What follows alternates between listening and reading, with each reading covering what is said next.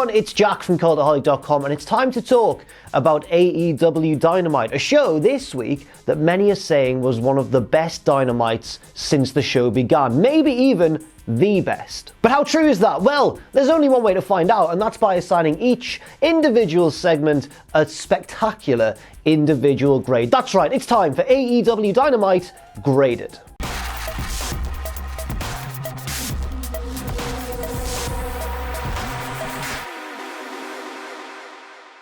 This was a pretty stacked card for a weekly TV episode. There were a few matches that had quite a lot going into it, whether they were title matches or grudge matches or that sort of thing. We did start with one of those title matches with the tag titles on the line, Kenny Omega and Hangman Page defending against SCU.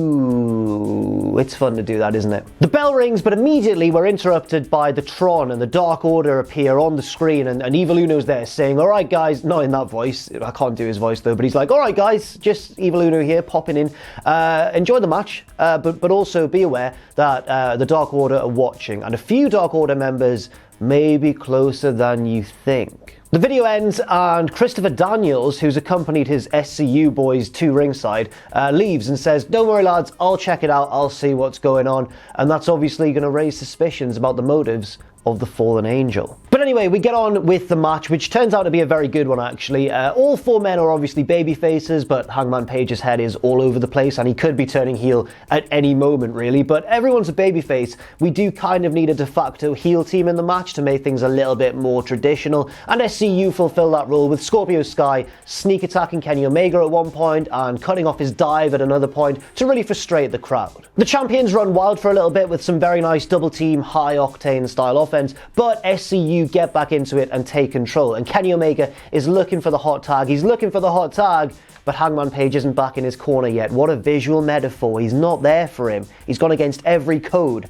of the Friends theme tune. And again, the champions really have to fight back into this match. They eventually do pick up a very gritty, hard-earned victory with their nice V-trigger buckshot lariat combination, but it's at like the third try. They've got to try it twice. SCU keep escaping and getting away, and they've really got to gut out an ugly victory here, but it works really effectively. The champions leave victoriously. Hangman, of course, sinks a few beers from fans around ringside, and then the Dark Order come out. Daniels is still nowhere to be seen. The Dark Order get on the apron and stare down SCU in the middle of the ring. So the best friends, Chuck and Trent, come out to stand with the baby faces and look all brave and strong. So then every other heel tag team comes out and stands on a different side of the ring apron, surrounding the baby faces in the middle. So you've got Angelico and Jack Evans, the Butcher and the Blade, and of course the Dark Order as well. And it's all to hype this big battle royal for the #1 contendership, which I think happens next week. It's certainly in the near future. The Young Bucks come out to help even the odds, and this kicks off a massive brawl between all the baby faces and all the heels, and the Young Bucks stand tall in the end. They emerge victorious from this little skirmish,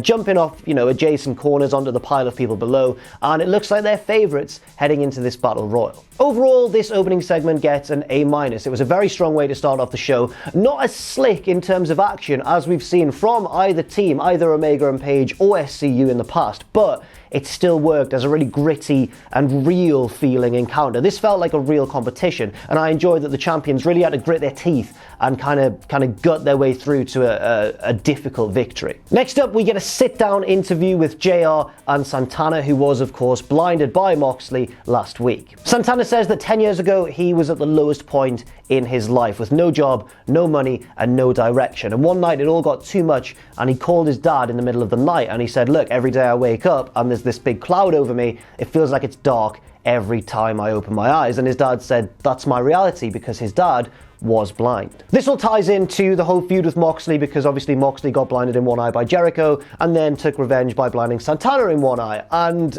JR, in fairness, like a good babyface commentary man should, I've really sold JR short there, but like any good babyface figure should, says, well, Moxley's actions were retaliatory. Does that not mean that you should be blaming Chris Jericho, your stable leader, for kicking this whole thing off? Santana says no, we gave Moxley every opportunity to join the inner circle. He rejected that, he spat in our face, and now he's made his own casket. And tonight, I'm going to put him in the ground. What a closing line that is. This gets an A- grade as well. It was clearly a very real promo from Santana, something that he legitimately feels. It was his story, it was his background, and that really did come across in the emotion of the interview. And also, in terms of its effectiveness as part of the overall show, it helped me get more excited for a match that, to be honest, I really wasn't finding it very easy to get excited for, because Moxley versus Santana, the win is very obvious, but this promo really helped add an extra little bit of intrigue into the match, and I thought that was really, really good. And now as well, I'm a big fan of Santana on promos. Get him on more promos. He's absolutely excellent. Singles action next as Sammy Guevara takes on the hometown boy,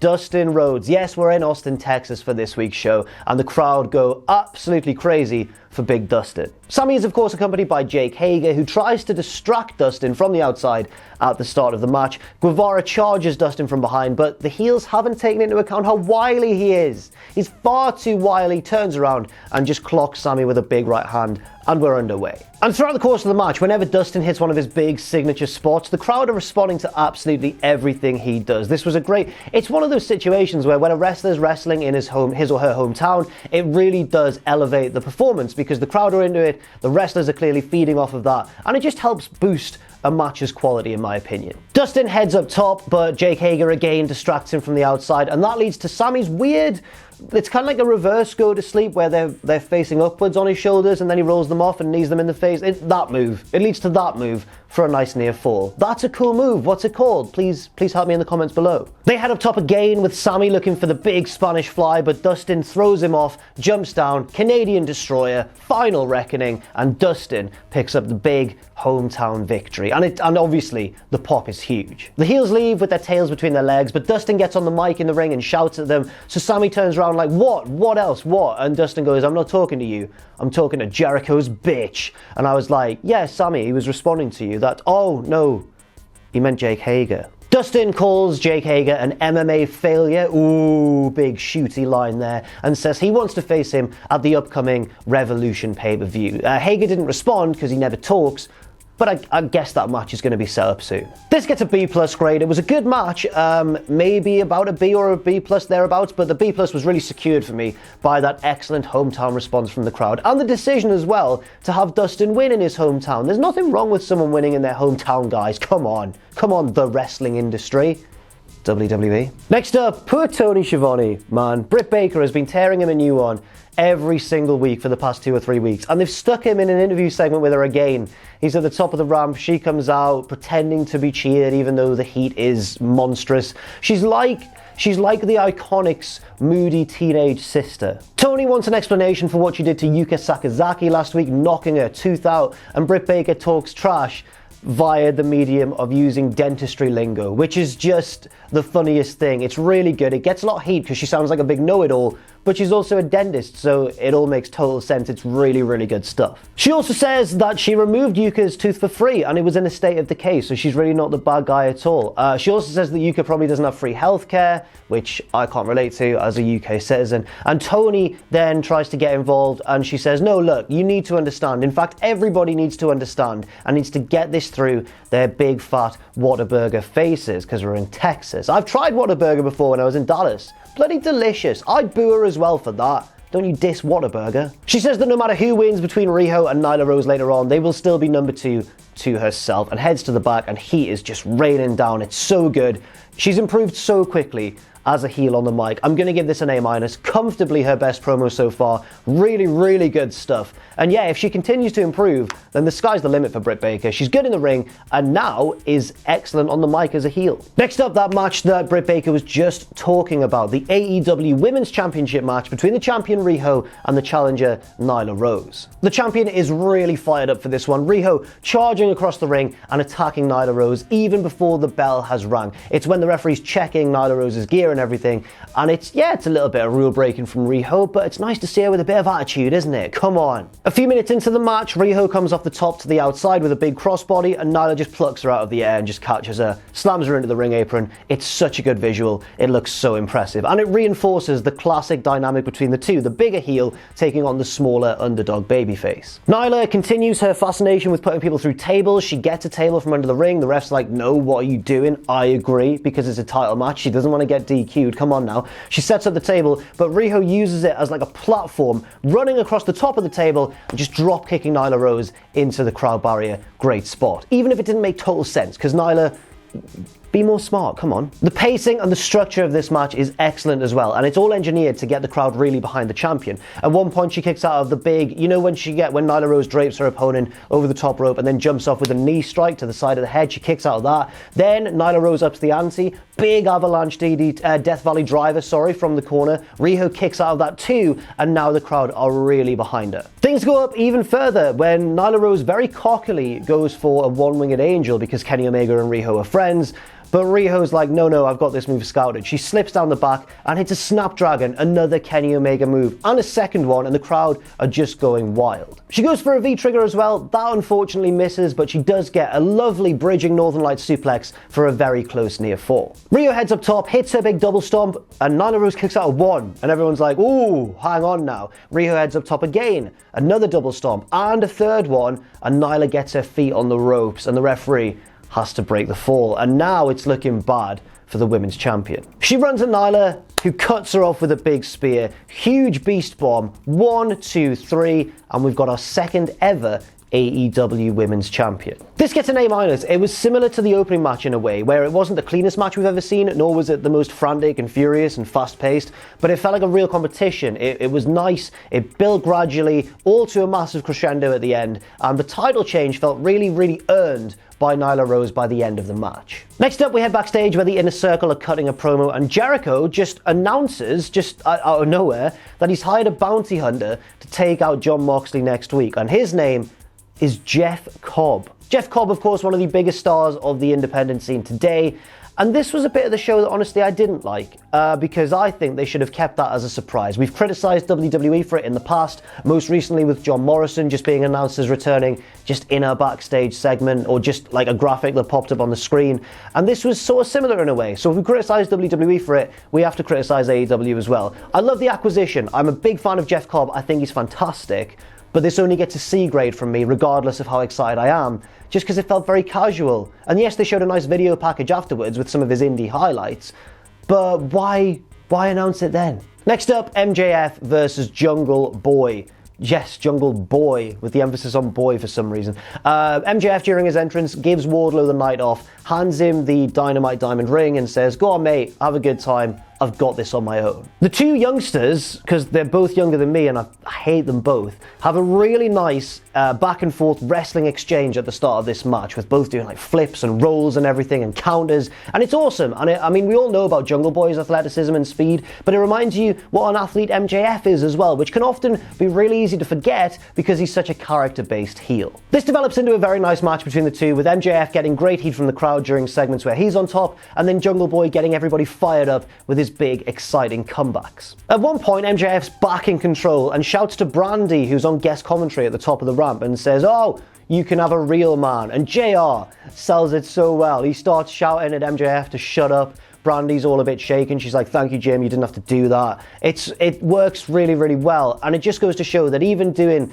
like the littlest heel act can become so much better when everybody sells it. Jungle Boy looks to be back on top, and that's when Wardlow comes back out, outside of the ref's vision, slips the Dynamite Diamond ring to MJF, and he turns around and cold cocks Jungle Boy, who's completely out of it. He gives the diamond ring back to Wardlow, gets in the ring, and drops Jungle Boy, who doesn't even need to be finished off really, with a big double cross. And that, sadly, is enough for MJF to pick up the victory. Wardlow gets in the ring and nails Jungle Boy with like a spinning version of the F5. It looks incredible, especially on a smaller, lighter guy like Jungle Boy, until the rest of the members of Jurassic Express run down and they chase the heels away. This gets a B+ grade, very good stuff. Of course MJF has to win in the build to his match with Cody, but I still really enjoyed it, and both guys put on a great effort in the ring. Next up, the penultimate segment of the night is a pre-recorded promo, a video package if you will, and it's Pac running around several Newcastle landmarks. There's the Swing Bridge, there's the Tyne Bridge, he's running down the Newcastle quayside.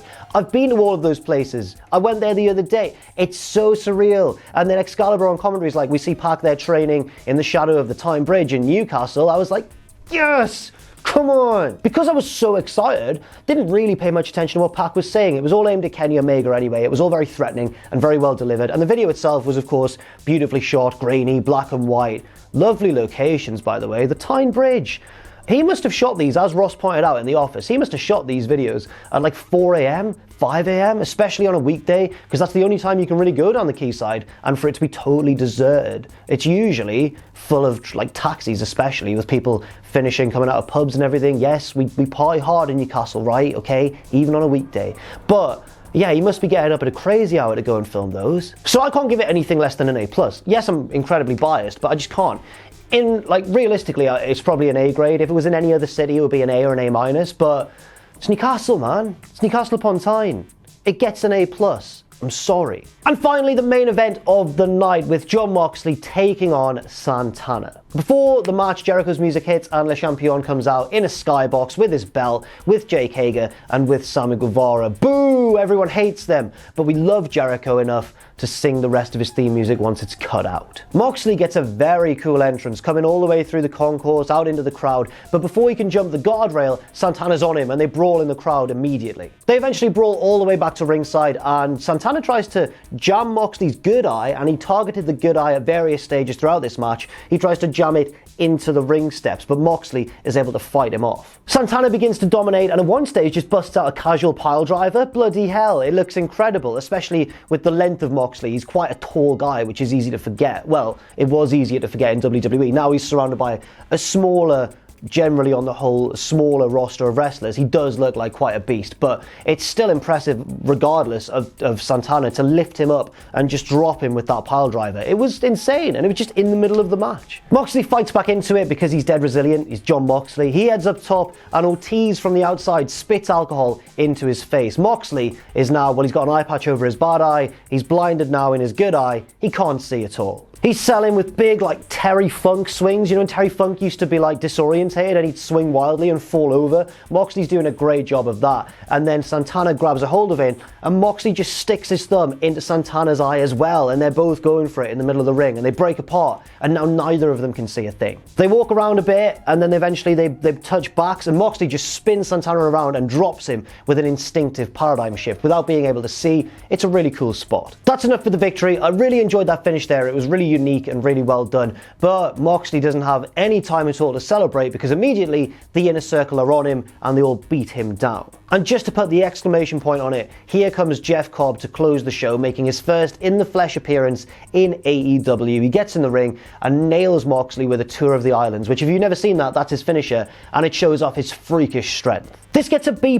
I wanted to give it a higher grade. It was a good match. It had a really unique ending. The beatdown, of course, got heat from everybody, and then Jeff Cobb came out to really amp up the crowd for the end of the show. But imagine how much more surprised and shocked the reaction from the crowd would have been if we'd never announced Jeff Cobb ahead of time. Can you just imagine that? But anyway, overall, I'm going to give this show an A- grade. I thought it was a very strong AEW Dynamite. Not quite my favourite of all time. I think that's still the one when Cody and the lads brawled with the Inner Circle in the concourse area. That was such a good show, I think, from top to bottom. But this one was still very, very strong. I think A- is a fair grade. It was consistently great throughout the night. Nothing really went into like amazing territory. There were no 5-star matches or whatever, but it was consistently very strong throughout. If you haven't seen this week's episode, definitely 100% check it out. Thanks very much for watching, and let us know what you think in the comments section down below. You can follow Cultaholic on Twitter at Cultaholic and on Facebook at facebook.com/Cultaholic. If you enjoy what we do, then please do check out our Patreon, patreon.com/Cultaholic, where you can pledge. And don't forget, of course, most importantly of all,